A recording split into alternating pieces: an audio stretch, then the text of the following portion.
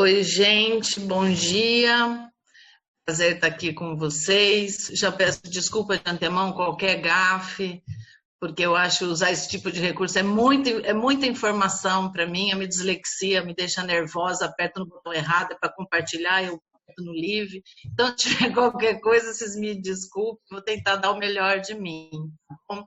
Eu não consegui entrar no Miro, então, para começar, então não me apresentei lá, então vou me apresentar em 2 minutos aqui. Eu trabalho como consultora ambiental há 23 anos. Posso dizer que comecei pioneira quando falava em plantar árvore. Quando eu falei para meu pai que eu queria plantar árvore, ele achou que era eucalipto. Quando eu falei que era árvore nativa, ele quase enlouqueceu, né? Isso há quase 30 anos atrás. E, por incrível que pareça, essa ciência desenvolveu bastante e hoje eu me sinto honrada de fazer parte de um grupo com tantas pessoas, de tantos lugares diferentes, e caminhando nessa jornada e desafiadora de fazer restauração florestal no Brasil, né? Isso há 30 anos atrás a gente não tinha, nós éramos loucos quando a gente falava em plantar árvore nativa.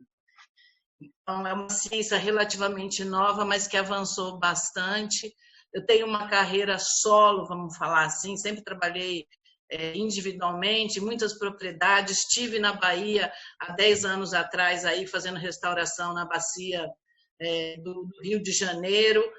Eu fui, não tinha imagem de satélite, não tinha nada, trabalhava com topógrafo, era uma mesa, não conseguia enxergar nada, enfim, tive que entrar num avião teco-teco para entender o que acontecia na fisionomia vegetal aí da região, e foi uma das experiências mais maravilhosas.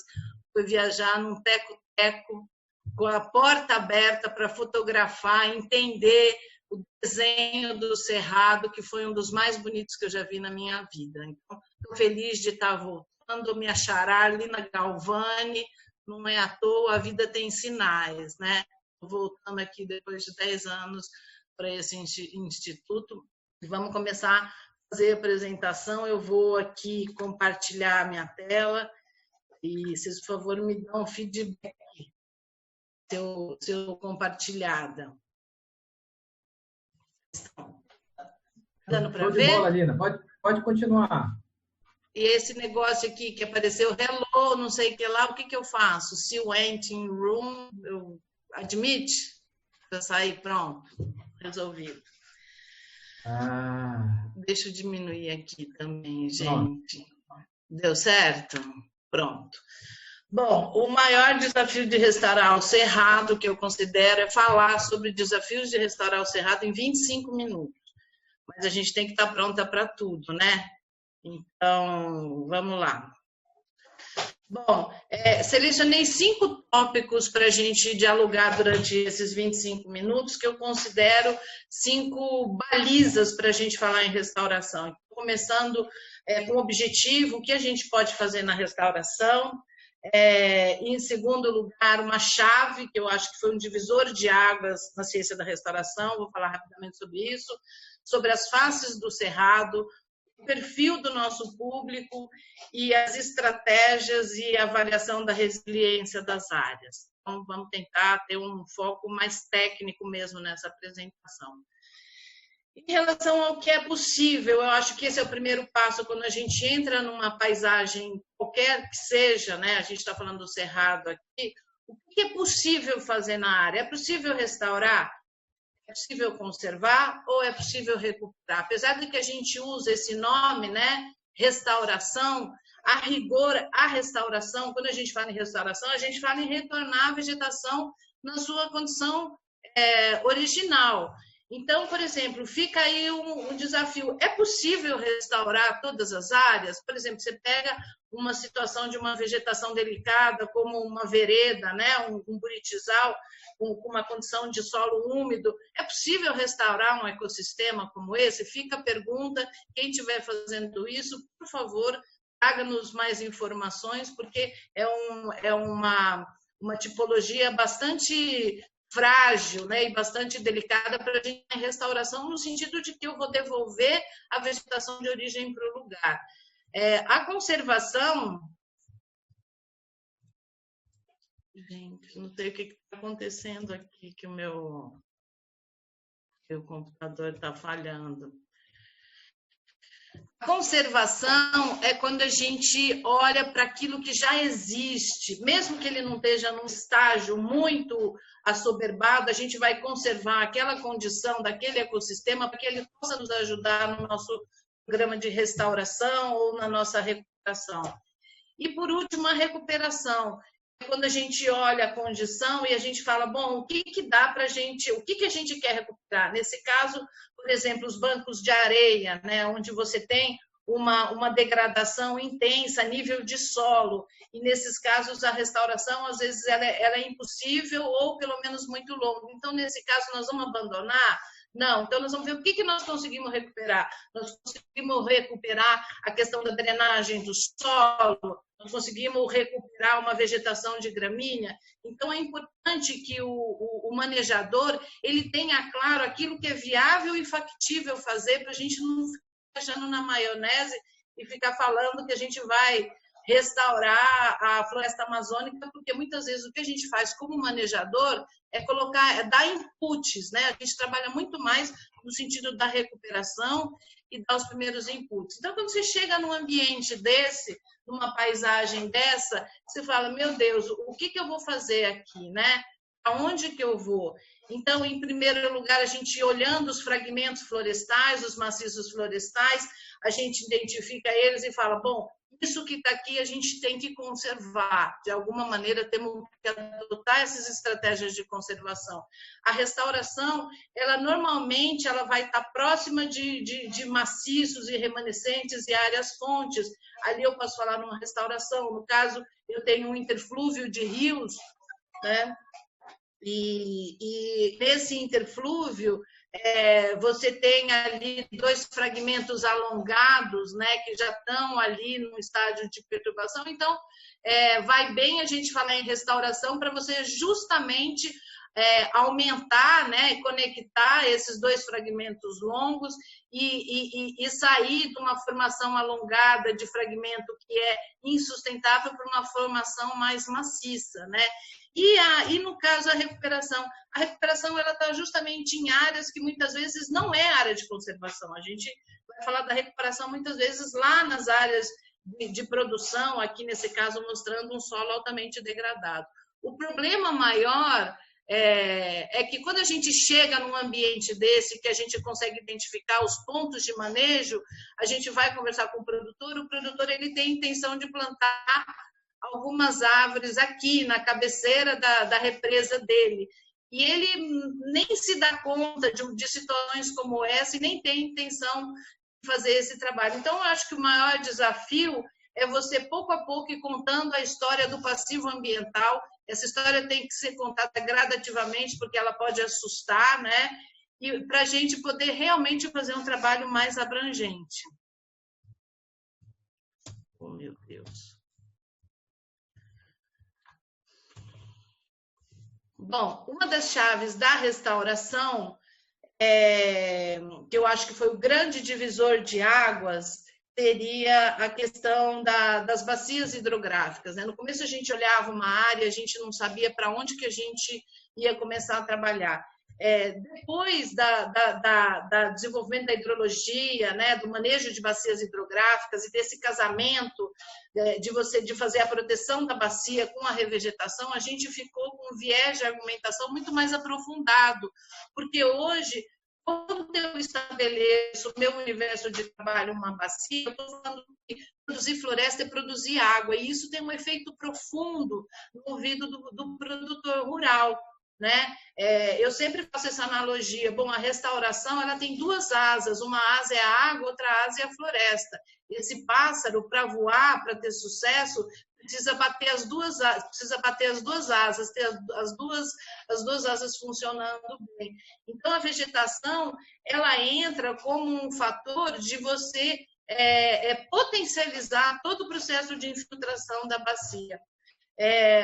isso a gente conversando com o produtor rural, às vezes ele entende, mas não entende, ele sabe, ele tem alguns conceitos, que a água é importante, que a floresta é importante, mas eu tenho feito um exercício de aprofundar eles no conhecimento e desenvolvi aí esse esquema, né?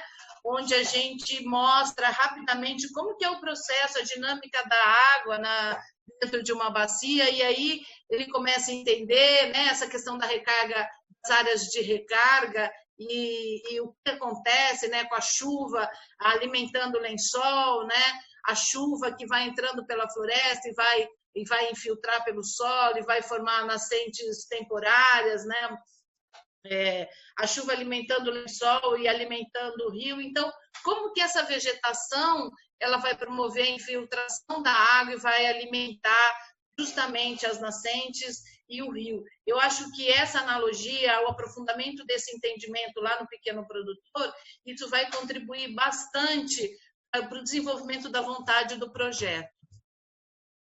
Gente, eu não sei o que está acontecendo, deu um pau aqui, eu aperto, pronto. Desculpe-me.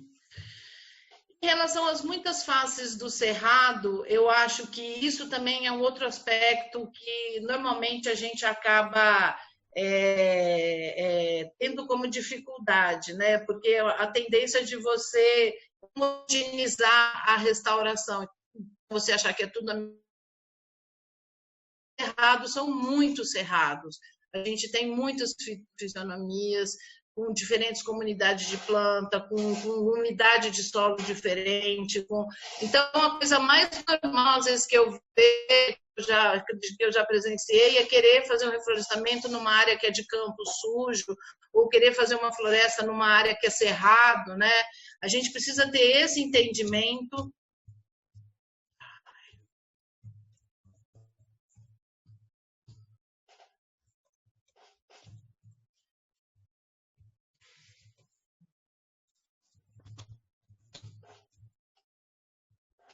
Gente do céu, meu computador.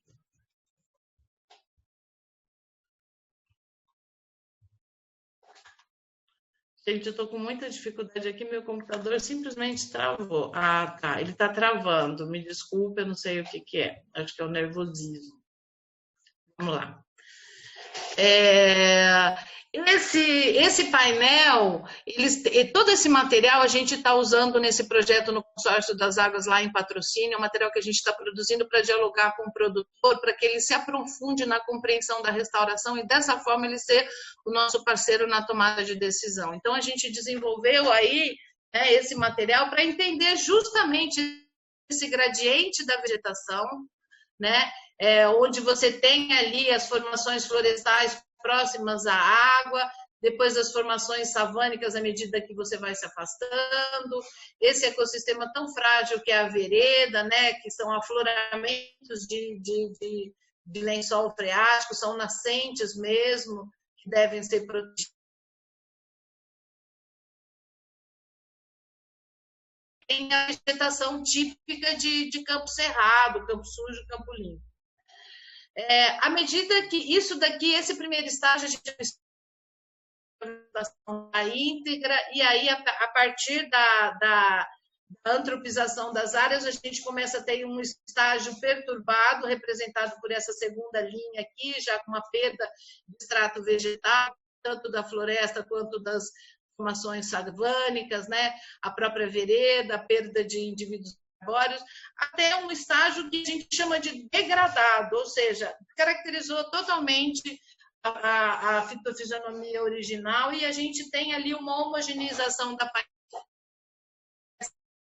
o que é cerradão, o que é cerrado, o que é floresta. A partir, por exemplo, dessa visão, a gente vai conseguir identificar e, identificando esses riscos, a gente vai conseguir identificar estratégias específicas. Uma outra coisa, isso sim eu considero o ponto-chave, né, é a questão do perfil do nosso público-alvo. Eu acho que esse é o ponto de partida de qualquer trabalho de restauração. Então, eu vou contar rapidamente a experiência que eu tive com um experimento em várias regiões, né, Alta Mogiana, onde eu restauração em várias propriedades rurais e a gente identificar ali as melhores espécies. Foi um projeto de 2 anos que depois o que deu para perceber é que tinha projeto que tinha dado super certo, tinha projeto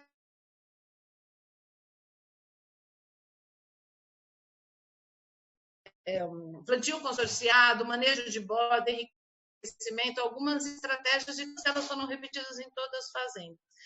E aí a gente percebeu que tinha um elemento ali que era um elemento decisivo para o sucesso, era a consciência de cada um dos produtores. Então a gente percebeu que tinha um produtor que tinha uma maior conexão já com a questão ambiental, essa questão da conservação já era uma coisa que estava abrochada dentro dele, o sucesso era muito maior do que aquele que só tinha a visão da área de produção, da área comercial. Então, na hora de redigir, a gente criou 2 arquétipos que a gente chamou o protetor da natureza e o empresário. Isso é caricato, quer dizer, entre eles a gente tem aí vários perfis de proprietários, mas a gente entendeu que aquele que tinha desabrochado dentro dele essa conexão com a natureza, essa consciência ambiental, essa importância, o plantio, o projeto de restauração tinha muito mais sucesso do que aquele que focava somente a questão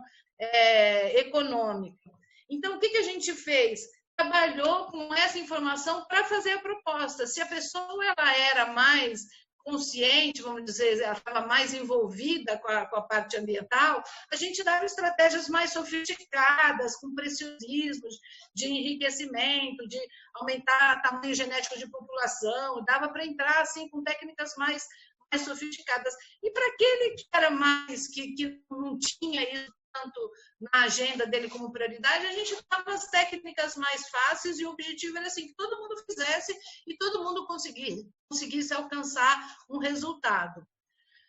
A conclusão que se chegou foi que é fundamental a participação do produtor rural na elaboração do plano de manejo. Então, normalmente, a gente faz o que é uma proposta. A gente, às vezes, olha um monte de coisa e nesse diálogo com o produtor vão ser poucos tipos que vão ser validados. Ou não, né? Ou não. Às vezes acontece que a gente vai lá e apresenta ali o que tem que ser feito e ele quer fazer aquilo e muito mais. Mas o importante é a gente estabelecer esse canal direto de diálogo para que o produtor se sinta um coautor do seu plano de manejo.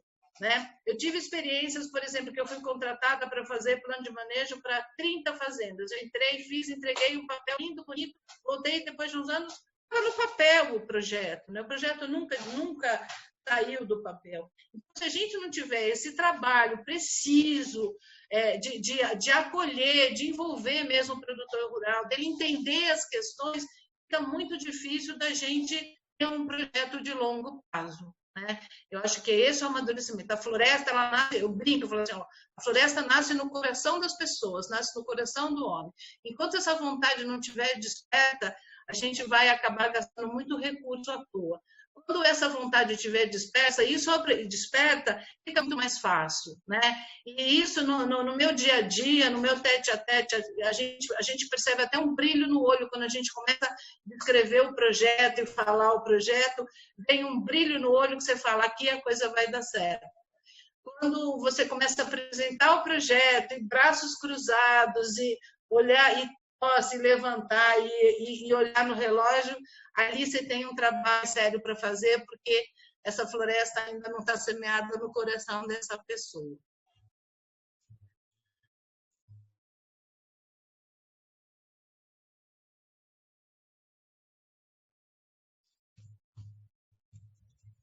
Caramba.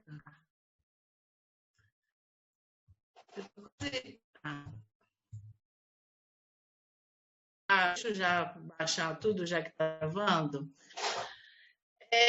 Em relação à escolha da estratégia, eu acho que são 2 pontos fundamentais, que no caso do Cerrado, principalmente, a gente está trabalhando. Isso a gente vai falando de restauração mesmo, né? E quando a gente falar em qual fitofisionomia original, a gente tem que falar também em resiliência, tem que olhar for fazer uma avaliação aí nessa fotografia, você pode falar, bom, eu estou aqui numa área de cerrado, onde os fundos você tem uma vegetação, né, florestal, provavelmente cerradões nas bordas, e aí você tem depois uma área campestre, com campo sujo, campo limpo. O que é o que a imagem está dizendo hoje. Só que se você joga isso numa escala de tempo e começa a estudar um pouco mais, você está vendo uma vegetação em transformação. Então, o que você está enxergando aqui, você está enxergando uma faixa que um dia foi um cerradão e que foi derrubado, ou seja, o potencial dessa área que é voltar a ser um cerradão, aí a gente vai avaliar a resiliência disso, e nessas partes mais altas, você vai ter o campo sujo, o campo limpo ou não. Às vezes, normalmente, por exemplo, nessa bacia que a gente está trabalhando, eu entendo que ela era inteirinha formação florestal. Então, é muito comum hoje a gente trabalhar em áreas, em matrizes altamente antropizadas, e a gente tem que fazer mesmo um trabalho de investigação, de detetive, para entender o que era a vegetação de origem, e a partir daí a gente poder fazer uma proposta baseada nisso, né? Em relação à resiliência, também vamos abordar 4 aspectos da resiliência, que é essa capacidade de retorno. Uma tendência é você chegar numa área e falar assim, não, é só cercar, que está tudo certo. Às vezes nem tem gado, mas a pessoa acha que tem que cercar, né? Não, cerca porque a natureza ela vai sozinha, porque Deus ajuda. Então, é importante a gente ir quebrando esses paradigmas, né? Quando a gente está de frente da restauração e olhando com um olhar profundo, responder a pergunta, qual é a capacidade de resiliência? Porque muitas vezes, às vezes você identifica que a vegetação de origem ali era um cerradão, mas aquela área não vai dar mais conta de voltar a um cerradão, porque ela não tem, e às vezes essa resiliência é tão baixa, o input que a gente vai dar, o recurso que a gente tem, não vai dar conta de chegar naquele ponto. Então, isso a gente tem que olhar com bastante cuidado. O banco de propágulos do Cerrado é muito rico, porque não é só banco de semente, também tem uma alta capacidade de reprodução vegetativa. Então, tem uma técnica que usei, inclusive aí no Eduardo Magalhães, que vai super bem, que é simplesmente quebrar o solo. Né? Quebrou o solo, tem um volume muito grande de regeneração. É uma técnica barata, basta um trator e um implemento como um subsolador, já é o suficiente para você conseguir fazer, retornar ali o processo de regeneração. Áreas-fonte também. E não é só questão de você olhar e falar assim, mas tem um monte de mata aqui do lado. Essa mata está saudável? Essa mata está longe ou está perto? Acima de 500 metros de distância, você praticamente tem uma zona impermeável, você não tem aves, você não tem animais ali trafegando pela região para fazer chuva de semente. Então, nesse caso, a gente tem que fazer essa avaliação da saúde desses remanescentes florestais e da distância para a gente falar que tem resiliência, que a gente consegue, por exemplo, só cercando a área e ela conseguir se regenerar naturalmente. O fogo, para mim, esse é o elemento fundamental, mais difícil. A gente tem que olhar para o cerrado, porque a gente entende o fogo, ele fez parte da dinâmica ecológica do cerrado, ele estimula a quebra de dormência de várias espécies, mas isso eu acho que no passado. Hoje o fogo, o cerrado perdeu a dinâmica do fogo, porque o fogo hoje é um fator de degradação muito forte pela intensidade com que ele está ocorrendo, pela frequência com que ele está ocorrendo. Então, o que a gente está vendo, o cerrado sendo descaracterizado. Depois da passagem do fogo, o que acontece é que toda a estrutura herbácea, arbustiva e arbórea, grande parte dela é perdida e ao longo do tempo, a estrutura do cerrado ela vai ficando de campo cerrado, de campo sujo e campo limpo, e aí dificilmente vai sair dali. Então, enquanto a gente não pensar numa maneira de realmente evitar, mitigar brigadas de incêndio, acero, construção de quebra-fogo, enfim, ver aí toda uma tecnologia para a gente mitigar essa questão do fogo, fica difícil você fazer a restauração. Quem trabalha com isso, eu duvido que não tenha passado pela situação de fazer um trabalho e depois chegar no ano seguinte, pegou fogo em tudo. Isso não foi nenhuma, nem duas, nem três vezes, foram várias que isso aconteceu. E, assim, não é brincadeira, tem que olhar, que seria um aspecto de isolamento da área. As invasoras, né? Claro, aí eu coloco como as duas principais, a braquiária e o cipó na borda de mata. A braquiária, ela realmente, em relação à regeneração natural, quando ela ocorre, pode esquecer, a regeneração natural em cima de braquiária, aça-peixe, alecrim, ela realmente ela não consegue propiciar uma regeneração natural, como, por exemplo, se você pega uma área que foi de soja, de café, a condução da regeneração natural é totalmente diferente quando você tem a braquiária. Então, muitas vezes, o elemento chave para você poder identificar o ponto onde você vai trabalhar é a presença da braquiária. E o gado, né? O gado não tem como a gente fazer recuperação, fazer restauração, se a gente tiver o gado percorrendo na área. Já teve uma situação em que o gado ele foi o parceiro, por exemplo, numa área de braquiária, que a gente tinha poucos recursos para fazer ali a eliminação, a roçada, então a gente usou um super patejo justamente para degradar aquela braquiária, e aí o gado comendo até o talo braquiária, a gente conseguiu entrar com enriquecimento de mudas e de sementes.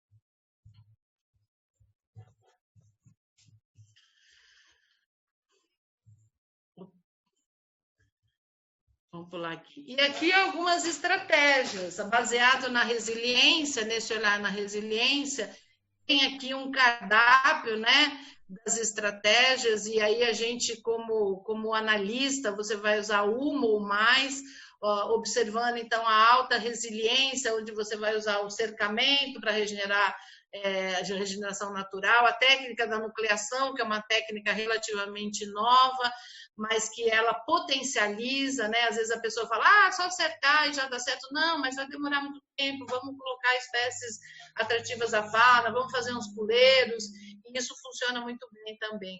Coroamento de regenerantes, o rompimento de solo, que eu tinha conversado com vocês, que é simplesmente romper ali a camada superficial do solo para expor os propágulos, e o controle de borda de mata, que também é um outro manejo que funciona bastante, mas é um manejo que tem que ser feito com bastante critério, e ele não funciona uma vez só, você tem que fazer ele assim, ininterruptamente por anos, né? Eu tenho fazenda, por exemplo, que faz o manejo de borda faz 10 anos, eles incorporaram nas tarefas da fazenda, uma vez por ano colocam lá 10 pessoas circulando todas as áreas de borda de mata ali para ver se precisa controlar cipó. A baixa resiliência, você já tem que entrar com... Oi, pode falar. Só para lhe avisar, assim, 5 minutinhos para você concluir. Muito obrigada. Esse é o meu último slide. Não, tranquilo. Obrigada, Marcelo. Bom, em relação à baixa resiliência, a gente vai ter que entrar mesmo com a regeneração, a gente chama de regeneração artificial, né? São técnicas que requerem mais recurso, que requer mais tempo, mais critério. Então, o plantio consorciado, quando a gente fala em plantio consorciado, eu estou falando lá da tipologia da fisionomia de floresta. Plantio de espécies do cerrado é um pouco diferente, né? Você vai usar nas partes mais altas, onde tem cerrado, cerradão. A semeadura direta, que é uma experiência nova para mim, estou trabalhando com ela desde o ano passado, e assim, tentei trabalhar anos atrás, não funcionou, e agora eu vi que no cerrado é uma técnica bem difundida, e realmente ela funciona. Eu acho que vale a pena investir bastante conhecimento nessa técnica. Transposição de solo, que é você trazer o solo de uma área conservada para a sua área que está degradada. E dois aspectos que eu acho importante ressaltar: não importa se a área tem alta ou se tem baixa resiliência, isolamento da área sempre, né? A área tem que ser isolada de fogo, de caça, ela tem que realmente estar ali numa condição própria para a gente poder manejar ela. E os sistemas agroflorestais, que é um conceito que a gente está usando lá no Cerrado das Águas, a criação, né, desses SAFs, que seria plantio de espécies frutíferas, basicamente, pomares ali na borda das reservas, de maneira que você tenha um impacto menor entre a lavoura e a área de conservação. Então, a gente pensa o SAF como uma ocupação intermediária que não é nem totalmente agrícola, nem totalmente de conservação, mas ela dá esse abraço, né? Ela abraça, ela contém ali de conservação, protegendo melhor as bordas, né? E toda a condição da dinâmica de ecologia dessas áreas. Bom, o que eu tinha para falar é isso, e agora eu acho que a partir da sala de debate a gente pode aprofundar um pouco mais aí nesses desafios e nessas técnicas. Me desculpa aqui, mas meu computador deu de travar aqui, mas enfim, com tudo isso nós conseguimos fazer em 25 minutos. Mais um desafio que alcançamos. Obrigada, gente. Beleza.